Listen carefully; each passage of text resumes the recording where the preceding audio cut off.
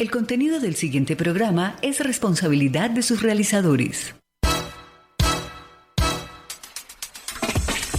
La Pedagógica Radio presenta Gabinete de Curiosidades. Arte y cultura en contexto. Bienvenidos.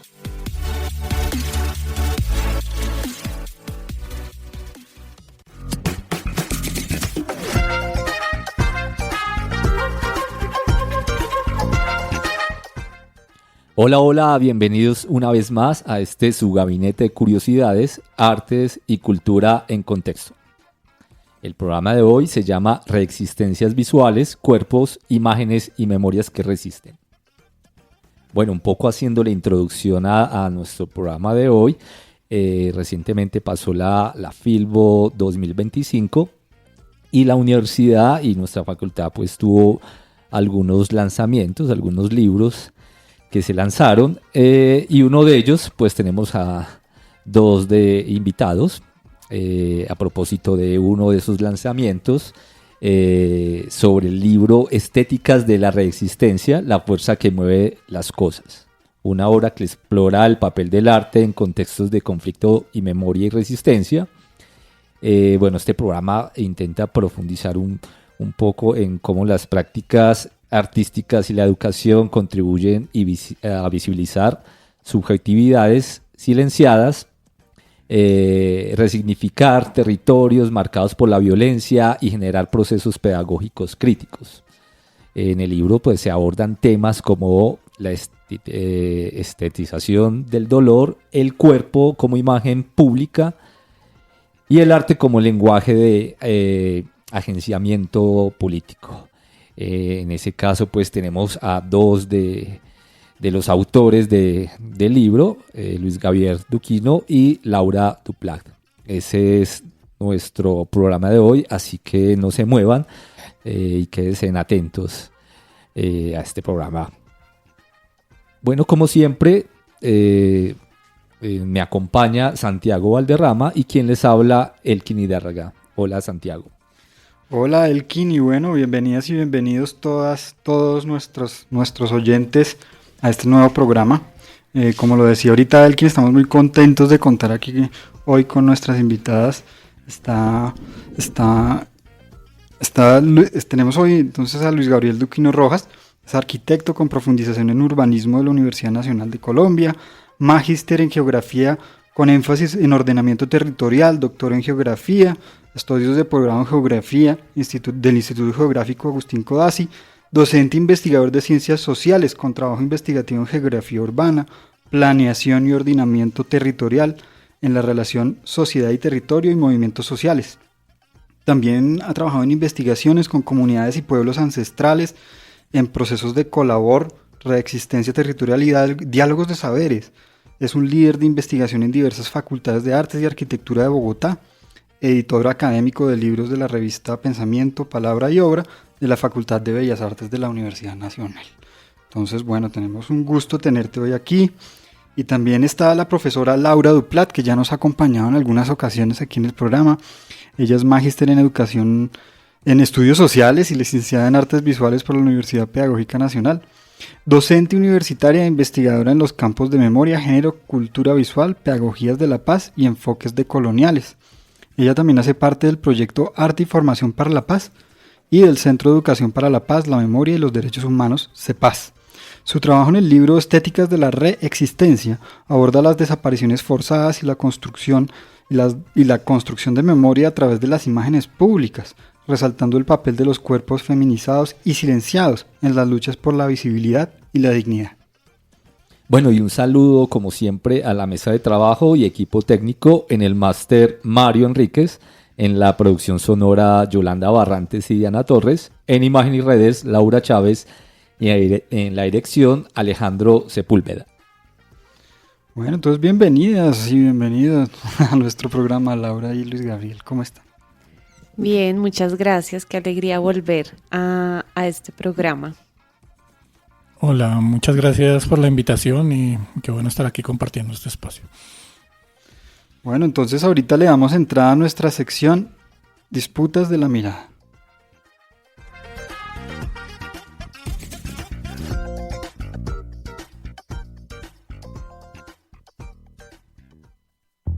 En Gabinete de Curiosidades, Disputas de la Mirada.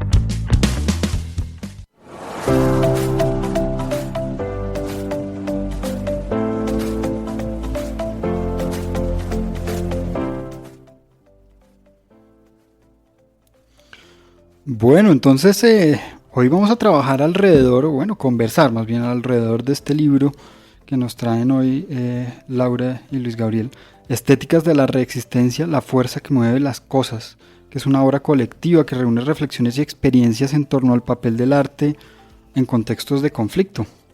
Iniciaríamos indagando por el sentido profundo de la estética de la reexistencia y su vínculo con los procesos de formación artística, explorando cómo el arte puede visibilizar el dolor sin caer en la estetización vacía y también entender cuál es el lugar ético del educador en medio de estos procesos. Con Laura hablaremos sobre las imágenes públicas que confrontan la desaparición forzada del papel del cuerpo en las narrativas visuales, que es algo que hemos trabajado en este programa ampliamente, y cómo éstas se entretejen con una mirada de género y pedagogía de la paz. Más adelante entraremos a hacer un análisis del arte como lenguaje político en el espacio público, conectando los casos colombianos con experiencias internacionales, como la resistencia visual en Palestina, por ejemplo. Nos preguntamos cómo el cuerpo deviene imagen y testimonio en la calle, ¿no? Es algo que hemos trabajado bastante en este programa. ¿Qué tensiones surgen al representar la violencia y cómo las prácticas artísticas pueden resignificar territorios heridos? Finalmente, se abren interrogantes sobre el rol de la educación artística como medio de agenciamiento colectivo, preguntando por las formas en que desde la escuela y la comunidad se pueden abrir caminos para una paz situada, crítica y sensible a las voces que históricamente han sido silenciadas. Bueno, después de la presentación que nos hace Santiago, vamos a iniciar un poco con el alma también del programa, las preguntas y escuchando a nuestros invitados. Como lo señalaba Santiago, pues es un programa, un tema muy de nuestro programa, de las intenciones que tenemos desde la imagen, el cuerpo, el territorio, la cultura visual. Y en ese orden de ideas quería preguntarle primero a Laura sobre el capítulo de su libro, el cual se llama El abismo de las siluetas. Aborda la desaparición forzada desde el arte como un lenguaje que confronta la ausencia. Te quería preguntar cómo se articula desde tu experiencia investigativa y pedagógica la cultura visual como una herramienta para la reconstrucción de memorias desde el disenso y la reparación simbólica. Laura.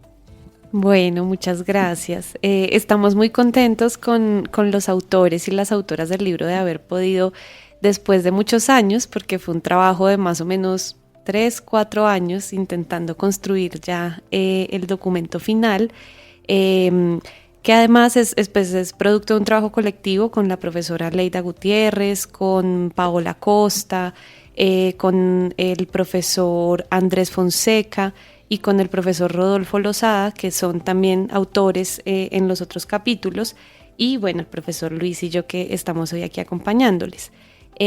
Nosotros iniciamos haciendo la división, digamos, del libro a partir de la Cátedra de Paz que se hizo en el 2019, que la hizo la Facultad de Bellas Artes en la Universidad Pedagógica, y pues estar en el 2019 en plena pandemia permitió tener un montón de invitados muy interesantes porque se podían hacer las conexiones virtuales con ellos. Entre esos había profesores acá que desarrollaron como unos procesos investigativos muy potentes en torno al tema de la violencia política, el conflicto armado y la construcción de paz desde el plano de las artes, y también el trabajo con líderes y lideresas sociales que trabajan en perspectiva de las prácticas artísticas. Entonces de ahí surge como la propuesta del libro.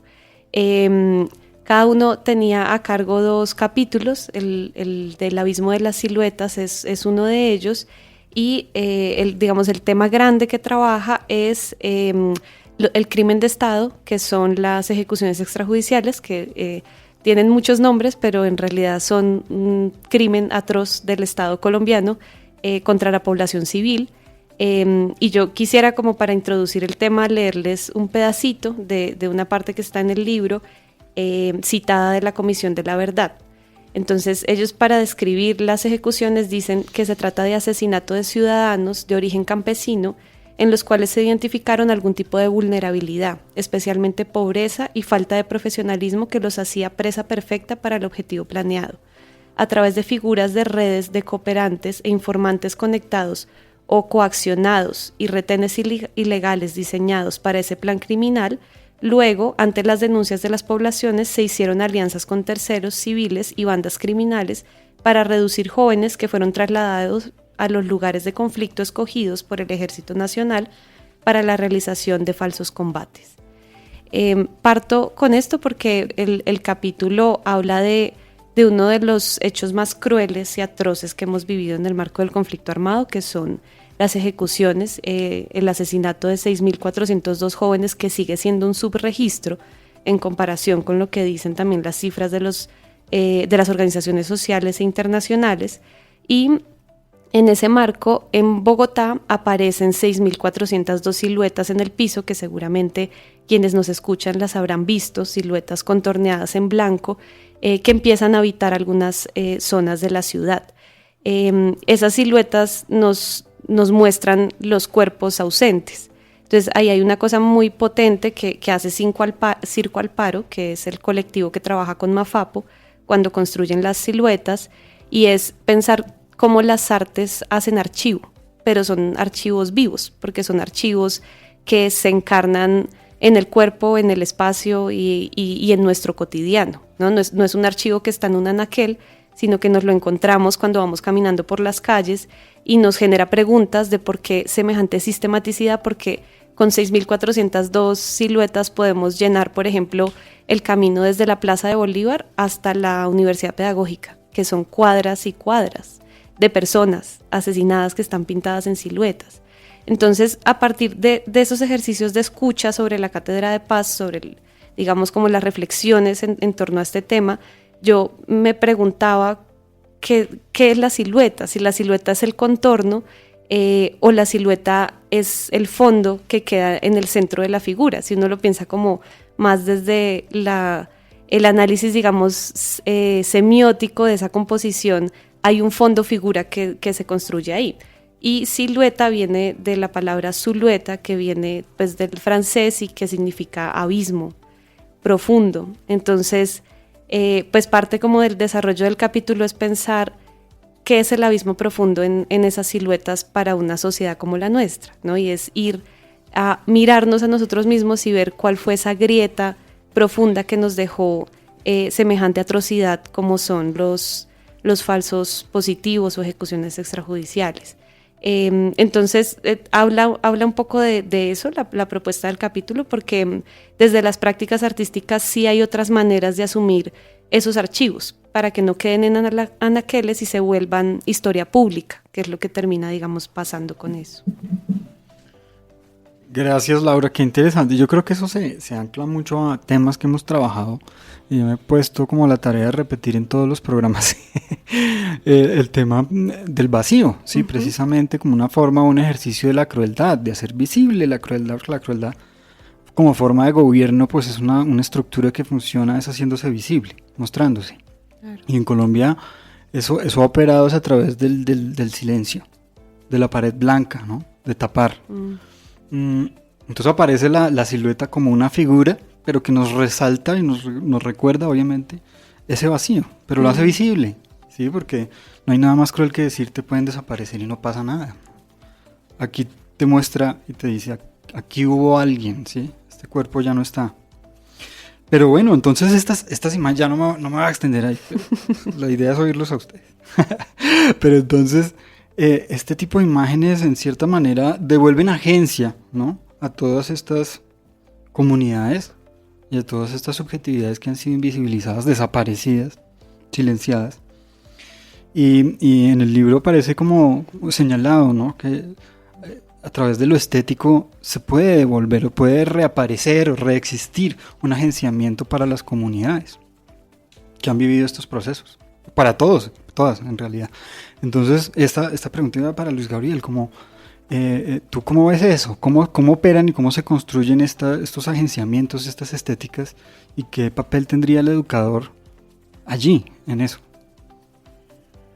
Pues me parece muy importante de entrada arrancar desde un posicionamiento claro, desde el cual nosotros, o como educadores o como investigadores o como académicos, nos aproximamos a unos espacios en donde debemos intentar garantizar un respeto y una integridad de entrada, ¿no?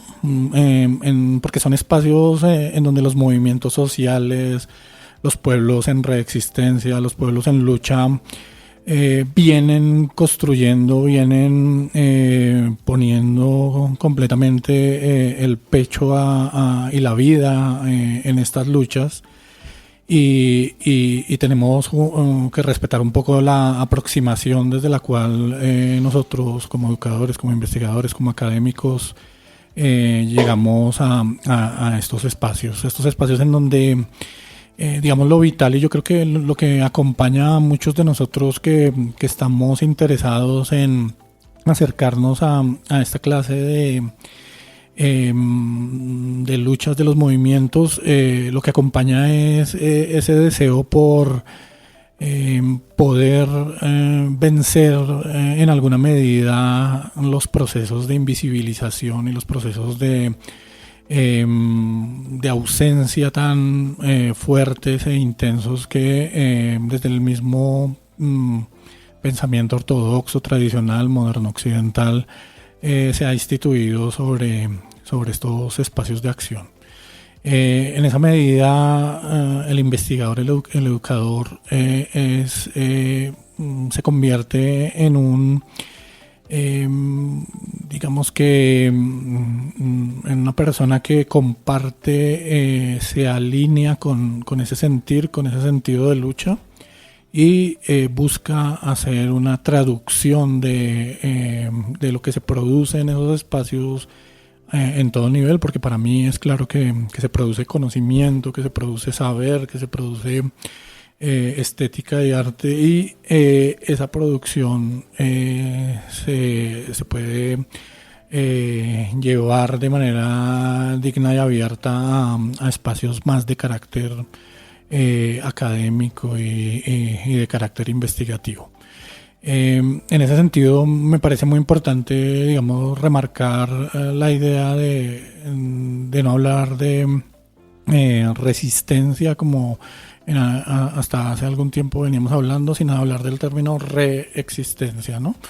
De unos ejercicios en donde estos pueblos tienen y han tenido en estos casi 533 años de la noche de la colonialidad que reinventarse, rehacerse, reconstruirse para traer los contenidos de lo ancestral, los tesoros de cosmogónicos, repensarlos, reorganizarlos, rehacerlos, y en la contemporaneidad ponerlos en andanada para hacer ese ejercicio reexistente. Entonces, prácticamente allí lo que hay es un caldo de cultivo riquísimo en todos esos procesos en los cuales esos ejercicios de reexistencias territoriales y de autonomías, porque también se trata de la consolidación de unos procesos autonómicos políticos de los movimientos sociales y de los pueblos en lucha, se consolidan y tienen estas variables de alto contenido en expresión artística y estética que ya lo hemos visto en la lucha del pueblo zapatista, en las luchas del pueblo nasa acá en el Cauca, en las luchas del pueblo mapuche, en donde lo audiovisual, la música tiene unas manifestaciones y construcciones bastante importantes y elevadas. Entonces, pues, digamos que mi llamado es a que desde lo académico, desde lo investigativo y lo intelectual, aprendamos a encontrar las formas de un relacionamiento en donde haya un inicio importante en un claro respeto y entendimiento de los espacios de lucha que estamos acompañando y habitando en algún momento. Es muy importante lo que nos acota Luis Gabriel y como lo dice, pues también le sirve mucho eso que nos cuentas a nuestros futuros investigadores, a los estudiantes de nuestra licenciatura o a docentes también en sus futuros procesos de investigación. Ya lo habíamos tocado también un poquito en dos de los programas sobre los murales, ¿sí? Y hablábamos precisamente como lo que tú acotas, del respeto también por la comunidad, de entenderla, de escucharla, de acompañarlo, y uno es como acompañarlo y entender que ya suceden unas cosas allá dentro. O sea, yo no me voy a inventar nada, ya suceden unas cosas allá adentro y lo que quiero es como resignificar lo que pasa allí, ¿sí? Entenderlos también a profundidad, resignificarlos, construir con ellos a la par, no ponerme en otro lugar por encima de ellos, sino antes es entenderlos, comprenderlos, aprender de ellos y un poco validar también sus acciones colectivas y de comunidad, que es como lo más importante. Bueno, no, pues a mí me hicieron pensar muchas cosas. Esta intervención de Luis Gabriel me hizo acordarme de precisamente una forma de archivo que trabajé con una estudiante hace poco, y ella vivía en el Amazonas, y el abuelo de ella fue nieto de la resistencia, todo este proceso de la cauchería y todo tipo de violencia. Y la narrativa que tenían del archivo y de la memoria era muy interesante, porque era un canasto que va flotando en un río. Y la comunidad va al lado, por la orilla del río caminando, y el canasto va flotando al lado de ellos. Y es en momentos clave que el canasto se encalla, y ellos lo destapan y lo ven. Pero entonces no es como una memoria lineal, sino es una memoria performativa, porque cada vez que encalla es en un sitio distinto. Y las relaciones que se establecen con ese archivo es diferente. Entonces es bien interesante ese punto. Yo creo que por ahí hay algo que me resuena mucho en lo que hablaba Luis Gabriel. Pero Laura, y tú como investigadora en género y pedagogías para la paz, ¿qué papel crees que juegan los cuerpos silenciados, particularmente los cuerpos feminizados, en las narrativas de la memoria visual? Bueno, ese es un tema grande. No sé si lo trabajamos específicamente de esa forma en el libro, pero también, digamos, tiene mucho que ver con las mismas preguntas de que hay unos ejercicios de desaparición y de exclusión sistemática sobre unos cuerpos, ¿no? Y esos cuerpos suelen ser los cuerpos feminizados o los cuerpos que tienen también como apuestas sexuales también disidentes. En el libro, incluso en otro capítulo que se llama El estruendo no cesa, se habla de los firmantes de paz, que son también otro de esos cuerpos sujeto de la exclusión, ¿no? Y sujeto además del asesinato sistemático en este momento, ¿no? en Colombia. Y nos decía Mario Montiel en la Cátedra de Paz que su pregunta para empezar a construir una escuela comunitaria desde las artes era qué historia iban a recibir sus hijos y hijas, porque como hubo también ese boom, ese baby boom de las FARC, ¿no? Entonces empezaron a tener muchos hijos y empezaron a preguntarse quiénes los van a formar. Y ese quiénes los van a formar era una pregunta por la historia que sus hijos iban a recibir y por quiénes iban a ser ellos en esa historia. Entonces, si ellos eran el monstruo y el terror del país, entonces esa era lo que sus hijos iban a escuchar. Y por eso empezaron a pensarse el plano, digamos, de lo educativo. Y creo que esa pregunta es ese tipo de preguntas agenciadoras sobre el cuerpo que hacen que uno se movilice a hacer. O sea, esa pregunta por cuál será la historia que cuenten de mí en los archivos, en escenarios escolares, empieza, digamos, como a movilizar otro tipo de apuestas de los sujetos y a politizar también sus prácticas. Y sucede lo mismo en el caso, digamos, del feminismo como una corriente política y como una corriente, digamos, teórica también. Entonces uno puede ver ejemplos, creo que incluso en el programa hemos hablado antes de, digamos, de la OFP, de la Organización Femenina Popular en Barrancabermeja. que lo que estas mujeres cuentan es que ellas están sometidas a la crueldad paramilitar en el marco además de una persecución, primero a los sindicatos de trabajadores pues, de las petroleras que se organizan y que son perseguidos por los grupos paramilitares, pero luego lo que ellas empiezan a identificar es que irse de frente violentamente contra el actor violento, lo único que va a generar es la desaparición completa del pueblo. Y sus prácticas estéticas empiezan a agenciarse desde otros lugares. Entonces, por ejemplo, ellas deciden hacer una marcha cuando empiezan a ver la sistematicidad de los asesinatos y recoger piedras del río y hacer sonar las piedras y que nada más suene. Y ese sonido ensordecedor de las piedras es un sonido por cada uno de los cuerpos que ha sido asesinado. O ver, por ejemplo, los performances de Regina José Galindo en Guatemala, que trabaja el feminicidio y lo que hace es irse por distintos lugares en el mundo, invitando a mujeres de los países a poner su cuerpo para mostrar en unas esculturas vivas las cifras de feminicidios de ese país hasta el momento. Y entonces, por ejemplo, se va a Italia, se va a México. En Italia lo trabaja con un coro y entonces son mujeres debajo de unos mantos cantando y mostrando cómo han sido desaparecidas y sometidas a la violencia. Entonces yo creo que como que ese pliegue que hay entre el ejercicio de la denuncia, pero una denuncia que sea capaz de conmover y de movilizar a la gente para que no miren hacia otro lado, sino para que puedan mirar la violencia de frente sin que eso le implique anestesia, es como una de las apuestas que han tenido las prácticas desde el género, ¿no? Es como poder mostrar, no dejar de decir ni dejar de aparecer, pero hacerlo desde lugares en donde no tengamos que correr la mirada, sino que de pronto podamos agenciar los procesos. Bueno, ahí tocas como unos puntos muy importantes, Laura, que sí, también nos hemos tocado con el programa, y nos das algunos ejemplos de artistas, investigadores sobre estos temas.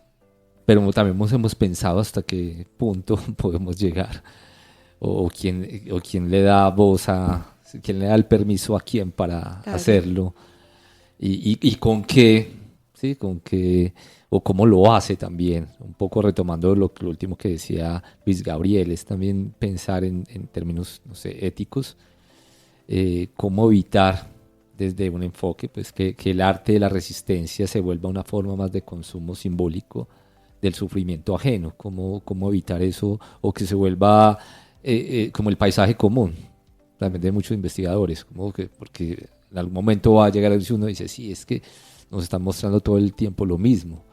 ¿Cómo evitar ese tipo de cosas, Luis Gabriel? Bueno, es todo un reto, pero pues yo creo que hay una primera situación que habría que resaltar, y es el arte en la historia de nuestro país ha tenido unas formas de aproximación, y digamos que en la medida en que ha tenido que convivir con un conflicto civil de viejísima data, ¿sí? que desde la fundación europea en nuestro país y en el continente, pues tenemos un conflicto civil encendido siempre, como lo llamemos, en cada instante o en cada momento, y esa amplia tradición también ha hecho que, no sé si decirlo positivamente o negativamente, pero de todos modos ha hecho que se construya unas formas sofisticadas y elaboradas y valiosas, importantes, de cómo transar con la violencia, con el dolor, con la memoria de ellos mismos en términos artísticos, y que sea como difícil encontrar ejercicios pueriles como de ese tipo, en donde sea más una cosa orientada a como un consumo ciego de esta clase de elementos. Yo ahorita pensaba mucho en mujeres como Débora Arango, en Doris Salcedo, en Erika Dietes, y y pensada además fuera de los circuitos tan tradicionales en las tejedoras de Mampuján, en otros circuitos de expresión colectiva de arte sobre el conflicto.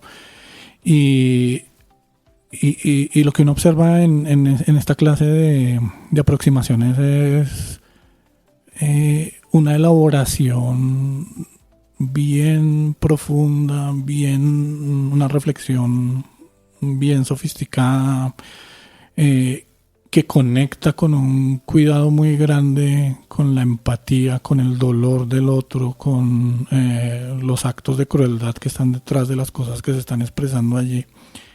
Y tal vez ahora que hago este recuento pienso que la mirada de la mujer en ese aspecto es una mirada muy valiosa para que sea una mirada de cuidado, una mirada empática muy elaborada sobre unas situaciones y unos elementos pues tan complejos y tan difíciles de manejar, de manipular, de reinterpretar, de tratar de expresar.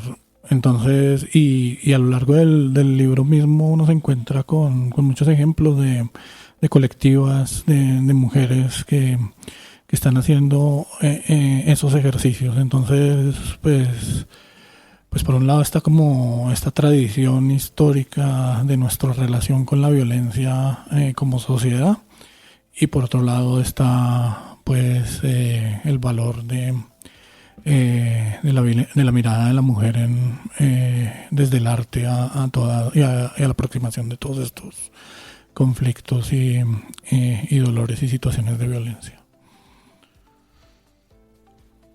Bueno, gracias Luis Gabriel. Vamos a seguir entonces profundizando y hablando de todo este tema. Pero antes, pues, porque tenemos un pequeño momento en el programa en el que pues les preguntamos a ustedes si nos quieren recomendar algo, ¿no? Tenemos un recomendado de la semana, lo que ustedes quieran. ¿Qué nos recomiendan a esta comunidad?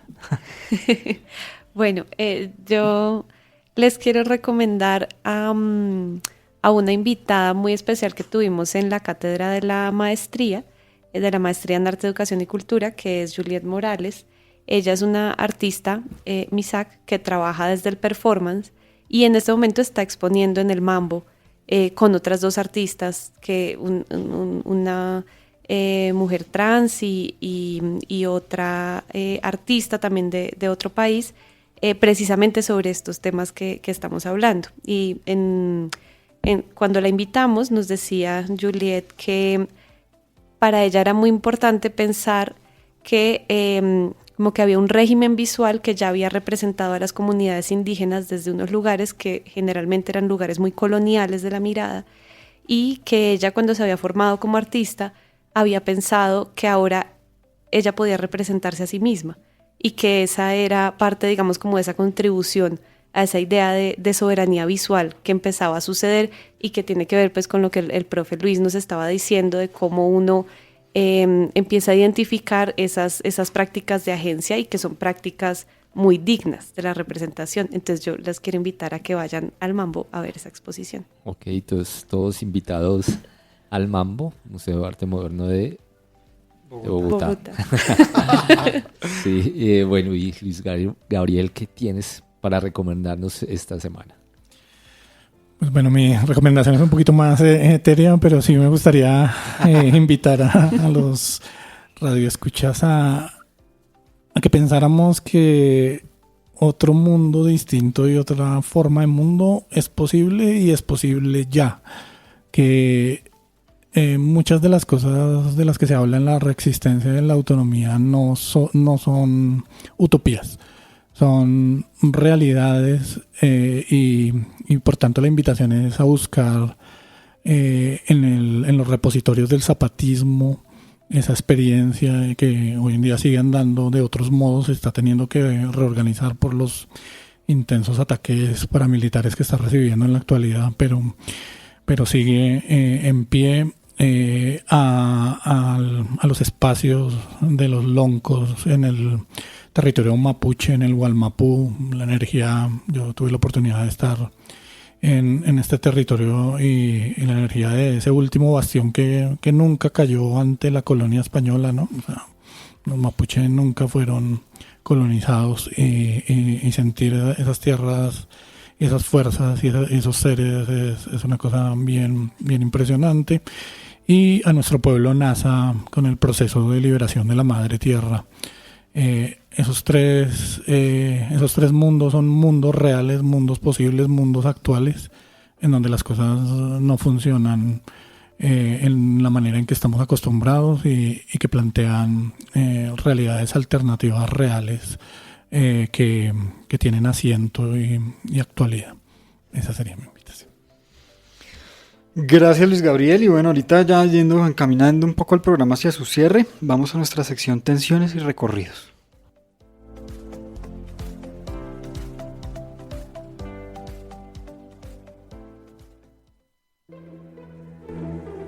Y ahora, en Gabinete de Curiosidades, Tensiones y Recorridos.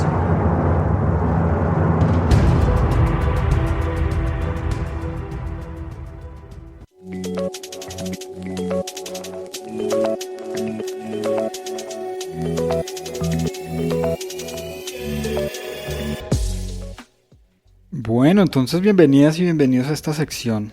Como les decía, entonces una sección final, digamos que apunta un poco a presentar un futuro y un desarrollo futuro de todo esto y coyuntural, ¿no? También como lo que ustedes han hablado se ancla como a todo el contexto en el que estamos y en el que está el programa también. Como les señalaba ahorita, el programa hemos trabajado mucho el tema de la imagen en el espacio público, la imagen documental, los grafitis, el cartelismo, en general un montón de imágenes que tienen performatividades en el espacio público y que hacen visibles una cantidad de cosas que pasan, ¿no? Hay un libro que a mí me gusta mucho de George D.D. Huberman que se llama La imagen a pesar de todo, ¿no? Que habla de las migraciones humanas causadas por las violencias muchas veces o por la necesidad en general y las barreras, la relación de esos cuerpos con las barreras y la relación de esos cuerpos con las imágenes. Pareciera que antes de que lleguen esos cuerpos usualmente les ponen muros, rejas, como puso Donald Trump, ¿no? O como en Gaza está ese muro gigante. Pero también hay muros mediáticos de información. Y las imágenes pasan primero y van abriendo pequeñas fisuras, grietas, como en una presa, ¿no? Como en una represa cuando se empieza a abrir una pequeña grieta y a través de esa grieta una gota de agua se cuela y empieza a abrirse y después se desboca todo, ¿no? Ojalá, digo yo, se desboque todo, pero entonces pensando en ese sentido, un poco el tema de las imágenes, ¿sí? De las imágenes en el espacio público, ya sea mural, la silueta, el graffiti, la fotografía, como extensiones del cuerpo, no solo individuales sino colectivas. ¿Ustedes cómo ven las responsabilidades éticas, pedagógicas, al trabajar con estas formas de escenarios, con este tipo de escenarios? Bueno, yo creo que hoy fueron preguntas muy difíciles las del programa, porque creo que es la gran pregunta que nos ronda y que tiene que ver también con el sentido del libro, porque el libro se hace como parte de Arte y Formación para la Paz, que es un grupo de la Facultad de Bellas Artes de la universidad, y tiene de fondo una pregunta siempre por la formación de sujetos, ¿no? Y en esa formación está esta idea de pensarse cómo responder ante la indolencia, ¿no? Ante sociedades que están cada vez más anestesiadas frente al dolor, y esa anestesia también tiene que ver con las imágenes, con que uno pueda, por ejemplo, estar almorzando y estar viendo el genocidio en Gaza mientras va comiendo, o porque claro, una cosa también era verlo en el televisor, pero ahora además de verlo en el televisor, en las noticias, nosotros mismos seleccionamos y movemos, digamos, en las redes sociales los contenidos y jerárquicamente están puestos en el mismo lugar que otros, ¿no? Que cualquier otro contenido que estamos viendo. Entonces eso también genera muchas anestesias en el sujeto, pero también generan muchas posibilidades. O sea, la posibilidad de que la imagen, eso es como lo que dice Butler, que la imagen es inestable, y que puede ser construida con un sentido, pero puede luego estallar de otra forma, en otro contexto, pues nos permite también una posibilidad de acercarnos al sentir y al dolor. Y eso pasa mucho, digamos, en marcos de violencia política, por ejemplo, pues en marcos genocidas, donde incluso la posibilidad de hablar de reparación del duelo tiene que ver con pensar que el hecho atroz existió, porque estos marcos de la violencia política también lo que suelen hacer es negar la existencia del acto atroz, que es lo que estamos viendo, digamos, en la Escombrera con las Madres de la Candelaria, y es negar sistemáticamente que en la Escombrera hay cuerpos sepultados.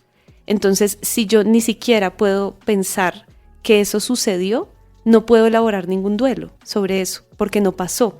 Entonces, ahí hay unas esquizofrenias sociales que impiden, digamos, que esas cosas sucedan. Y lo que permiten también las imágenes en esos marcos es empezar a fugarse, ¿no? A abrir, a que uno vaya caminando por la calle y vea una imagen que le permita recordar, por ejemplo, el mural, que sé que ustedes lo han trabajado también en otros episodios, de Las Cuchas tenían razón, y que le permita a uno dudar de esa idea de inexistencia, ¿no? Entonces creo que las imágenes permiten eso, permiten como abrir esas rutas de escape y ojalá pues eso poco a poco vaya agrietando cada vez más hasta que esos sentidos se rompan. Pero hay un elemento importante, y es tratar de reinventar también, como lo decía Luis Gabriel, reexistir, reinventar, transformar. ¿Cómo intentar que esa imagen no se vuelva el paisaje normal y que la gente es insensible ante lo que ve?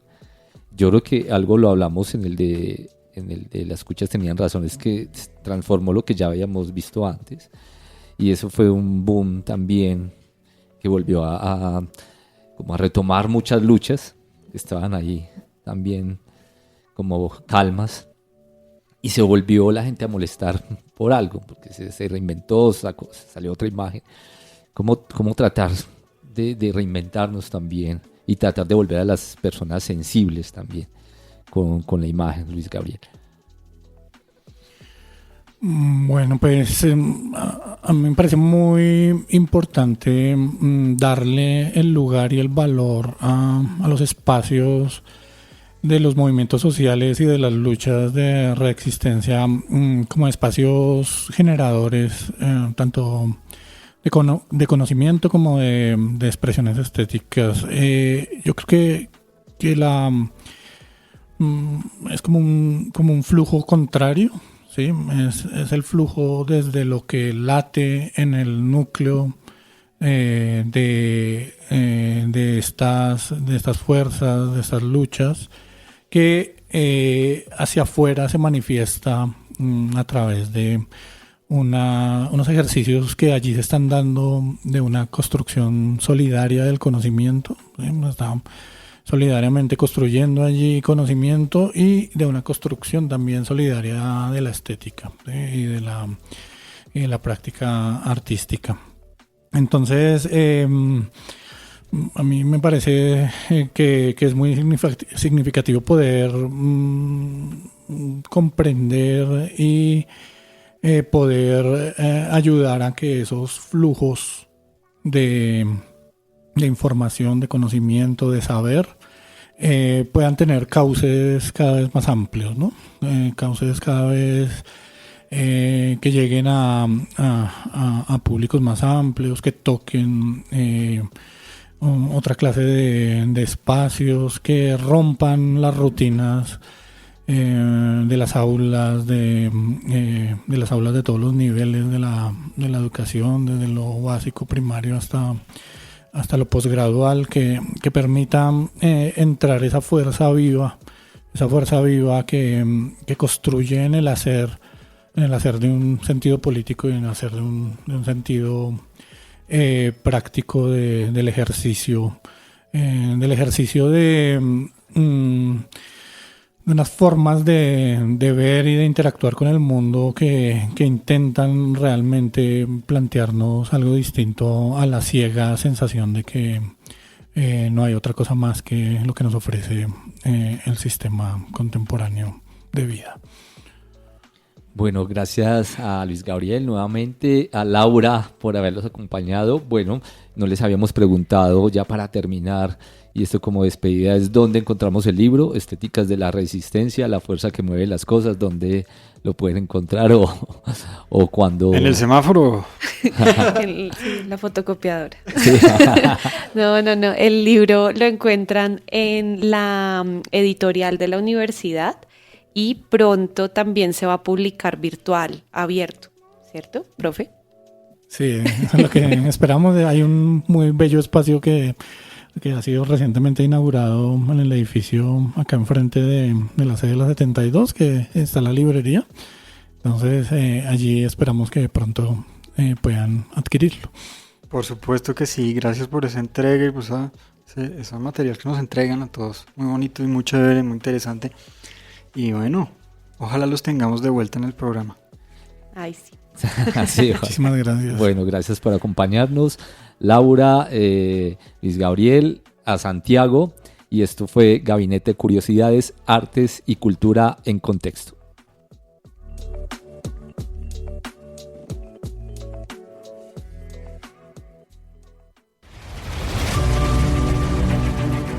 Universidad Pedagógica Nacional. 70 años siendo la educadora de educadores.